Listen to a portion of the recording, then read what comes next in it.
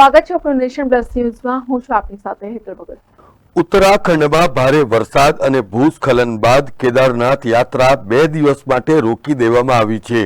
રાજ્યમાં 48 કલાક સુધી ભારે વરસાદનું એલર્ટ જાહેર કરવામાં આવ્યું છે અને એને પરિણામે એનડીઆરએફની 12 ટીમો અને એસડીઆરએફની 60 ટીમોને તૈનાત કરી દેવામાં આવી છે।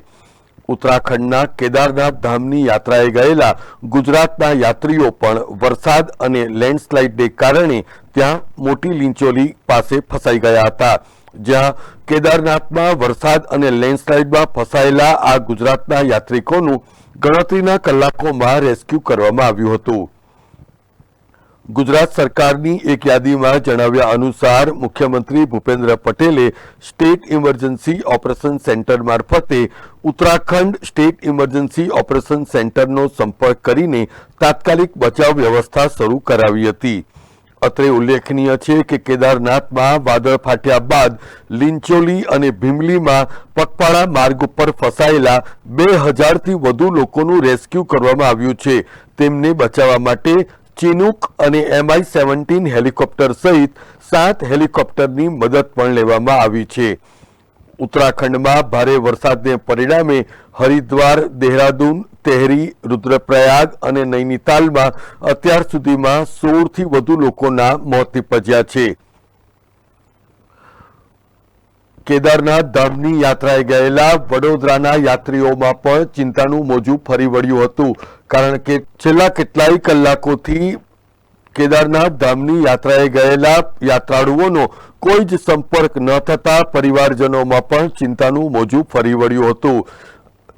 જો કે આજે જે રીતે સંપર્ક સાધી શકાયો છે એ જોતા હવે પરિવારજનોએ હાશકારો પણ લીધો છે।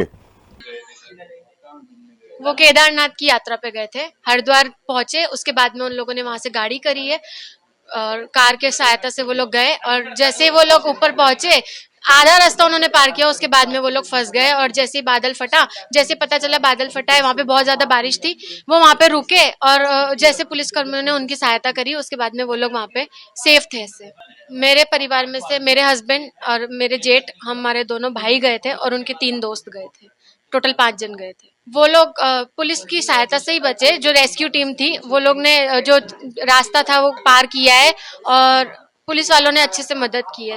प्रशासन ने उधर वाले जो उत्तराखंड के लोग हैं उन्होंने मदद की। बहुत सारे लोग जो फंसे हुए थे सब साथ में निकले हैं। अभी तो जैसे पता चला है कि वो लोग ठीक है तो बहुत टेंशन फ्री हो गए, पर अभी तक बहुत ज्यादा टेंशन वाला माहौल था।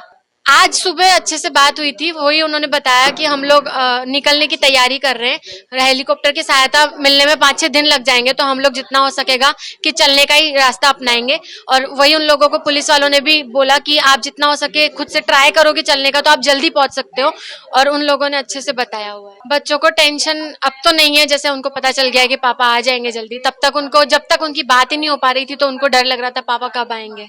कैमरामैन नवनीत परमार साथे सत्यम नेवस्कर, नेशन प्लस न्यूज, वडोदरा। સમાચારોનો સતત અપડેટ મેળવવા માટે અમારી નેશન પ્લસ ન્યૂઝની યુટ્યુબ ચેનલને સબસ્ક્રાઇબ કરો, બેલ આઇકન દબાવો અને જોડાયેલા રહો ફેસબુક, ઇન્સ્ટાગ્રામ અને ટ્વિટર પર।